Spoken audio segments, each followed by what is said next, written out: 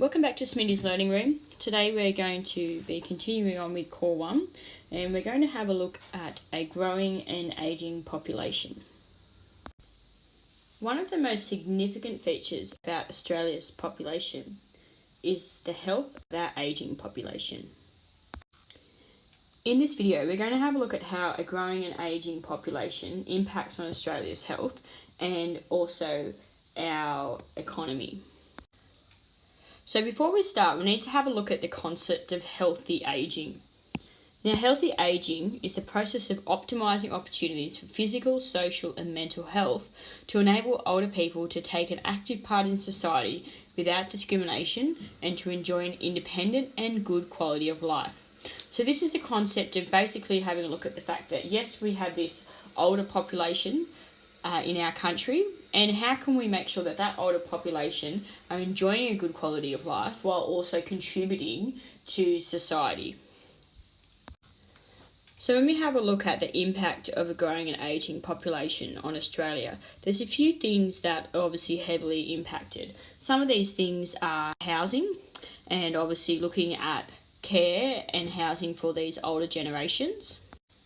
Implications are also increased for our labour force and skilled labour. So if we have an increase in demand for housing, skilled labour, and this is obviously placing an impact on our overall economy, what can happen is that the health of the overall population, including our ageing population, can decline. Let's now have a look at the concept of an increased population living with chronic disease and disability. Now, we'll start by having a look over here at the fact that we've got increased survival rates for chronic disease and illness such as heart attacks and cancer. And this is because improved technology, screening, early detection have enabled increasing numbers of people to survive these diseases, so heart attacks, stroke and vascular disease, and they can manage chronic disease and disability a lot better. And the thing is that we've got increasing rates of chronic disease and disability, and more people than ever are suffering from diseases such as arthritis, asthma, depression, diabetes, osteoporosis, and chronic obstructive pulmonary disease. And a lot of this is to do with the fact that we have an ageing population, and obviously with ageing comes a lot of these chronic diseases and disabilities. Something that is of relevance at the moment is that the proportion of people suffering from conditions such as dementia and Alzheimer's will continue to increase in the future. And this obviously highlights the need to increase research in this area. And there is quite a lot of research and funds getting put towards Alzheimer's and dementia to try and find the cure for this disease. So when we look at how we actually deal with this concept of this increased population living with chronic disease and disability, we have to look at how we can control the risk factors to decrease this incidence. So for example, at a younger stage in our lives or even at a later stage, decreasing the use of smoking, obesity, excessive drinking and physical inactivity to obviously keep enabling this increased survival rates, but also decrease the incidence of chronic disease and disability as the population gets older.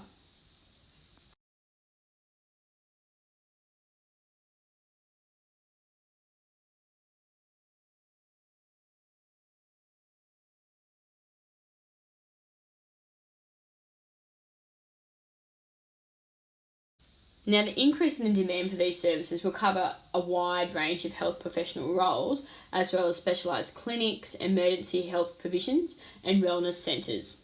This also includes community healthcare as well. And as more people reach retirement age, there is an increased concern about the capacity to not cover the roles, but also to build upon the considerable expertise a professional has developed. So for example, if we're not encouraging young people to take on medical careers and develop those careers, and we've got a lot of doctors and nurses and specialists retiring, we don't have anyone coming through with the expertise to deal with an ageing population. So because we have increased people living with chronic disease or disability, there's obviously this increased demand for health and aged care.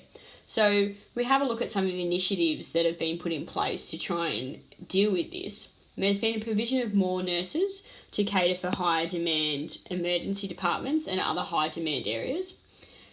and obviously the expansion of the roles of nurses. So they may not necessarily be targeted to one ward, but they need to train in a wide variety of areas.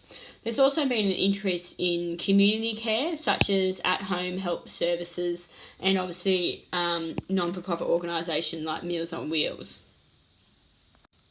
Now, obviously, there's quite an economic burden when we look at the demand for these health services as our population ages and continues to do so. And so we need to look at ways to reduce the economic burden on the government as Australia's population ages. And things that have already been put in place is that there's been a means-tested pension. So when you retire from work, the government allows you to access a pension, and that pension is now means-tested. So depending on what sort of assets or superannuation that you have, the government will then decide on how much money they can offer you as a pension. Another way that has been dealt with this is that all Australian employees are now required to provide compulsory superannuation cover for all eligible employees. And superannuation is basically where your employer puts a little bit of money or contributes a bit of money to your pay each week, which goes into an account which you cannot touch until you are retired. Another thing that the government has introduced is self-funded or voluntary superannuation contributions, so that people can actually increase their super by the time they retire from work, and this is encouraged by the government. The next area we look at is the availabilities of carers and volunteers. Now, if we have a look at this graph over here, this gives us a really good indication of how many carers per person are available as we go through the years. So starting here in 2002 and sort of forecasting, projecting into 2038. So if we have a look at 2002, we started at 2.5 carers per person. So I guess by having a look at this graph, you can sort of judge that maybe our population wasn't aging too much back then. But as we progress through to, say, this year, 2017, you'll notice that our population is starting to age, and we've now gone down to 2 carers per person. And really, when you look at it, in just sort of 5 years, we're going to drop down to sort of one carer per person, because that population is going to really increase. Now, older Australians make up a substantial contribution as volunteers or carers. And when we talk about older Australians, these are people who are sort of near retirement or have, sort of finished their career earlier and looking for somewhere else to seek employment or quality of life by providing their services to other people. And they perform crucial roles in the community and in maintaining others' well-being. Now, carers and volunteers can come in a variety of forms, and they can come in the form of a paid worker, so someone who might be working at a nursing hospital or in a nursing home. Carers, volunteers for volunteer organisations such as Meals on Wheels, or family carers. And with family carers, sometimes people actually have to quit their full-time job to care for a family member or a friend, to try and deal with the fact that we don't have a very large availability of carers within our communities. As a nation, Australia has quite a large reputation for volunteering, and I guess this sort of is a good indication of how we're going to be able to fill the need for carers in the future. However, with an increased ageing population, we're probably more likely to lead to a shortage of carers in the future. And the carers will be in a very high demand. So finally, we're just going to have a jump across to the other side of the syllabus and have a look at the Learn Twos. And we're going to have a look at assessing the impact of a growing and ageing population on the health system and services, the health service workforce, carers of the elderly, and volunteer organisations. It's quite important for you to be able to understand what the impact is and then provide support for this with examples of trend statistics or even your own opinion.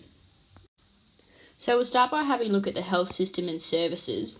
And we know that obviously there's been increased demand for these, and so the government has put increased expenditure and increased consumption of medical services to allow for our ageing population.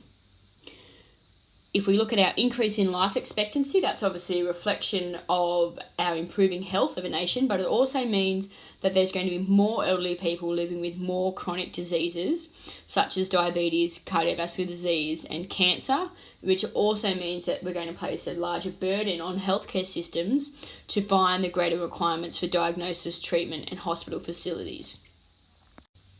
Moving on to health service workforce. Again, we have an increased pressure on this workforce because of the increased number of people who are elderly within our communities requiring care. And this basically says that because of the increased numbers of elderly people, we don't have enough nurses, volunteers and paid carers to meet the demands and the increased pressure on the health service workforce. So if we have a look at the health service workforce, and often the age of people working in these services are quite old, or they're that part of our older population. Obviously there's a younger population coming through with nursing, and doctors will eventually become experienced, but at the moment there's a reduction in contribution to the workforce from older population, mainly due to increased chronic diseases, and so therefore our health service workforce is heavily impacted by an increase of ageing population. When we have a look at carers of the elderly, basically there's an increased number of carers will be required to deal with the demand of our ageing population, which is going to place a larger pressure on the current number of carers that already exist, and also, which is what we're seeing now in today's society, that there's greater pressure on families to care for their elderly family members, and we're seeing that family members are actually having to give up part of their jobs or to go to work part-time or even give up completely to care for these elderly people. So when we have a look at chronic disease sufferers, we know that they're less likely to return to work or volunteer as carers for the elderly, and then this again places burden on our health system because those people who we normally rely on to provide us with caring and volunteers for elderly people are no longer doing that. Finally, we have a look at the impact on volunteer organisations. Now, obviously, as we said, because we've got this, increased pressure on the health service workforce, and we've got decreased amount of carers for elderly coming through, the increased number of volunteers and organisations are required to cater for our ageing population. There are nearly 3 million people over 65 acting as volunteer carers, and this is obviously going to have to increase to cater for an older population. So this has been quite a big dot point, so we're going to try and sort of summarise it up a little bit here. So when we have a look at our growing and older population, we know that it's increasing in Australia. And because it's increasing, it's having quite a large burden on housing and communities. It's having a massive burden on our economy as a whole country. And because of this, we're starting to see a decline in health of elderly people, which is basically looking at the increase of chronic disease and illnesses. Now, this is obviously placing impact on our skilled workforces, and even our health service sector. So our nurses and doctors are essentially being overworked, and we're running out of carer volunteers because of this ageing population. So if we have a look at things that the government have put in place to try and deal with this, we look at things like the provision for more nurses to cater for the demand in emergency departments and other high demand areas. There's been an increase in community care, such as home help services and Meals on Wheels. We've obviously now got a means-tested age pension, and obviously the importance for employers to contribute to superannuation is also contributing to the quality of life and works towards that concept of healthy ageing for older people.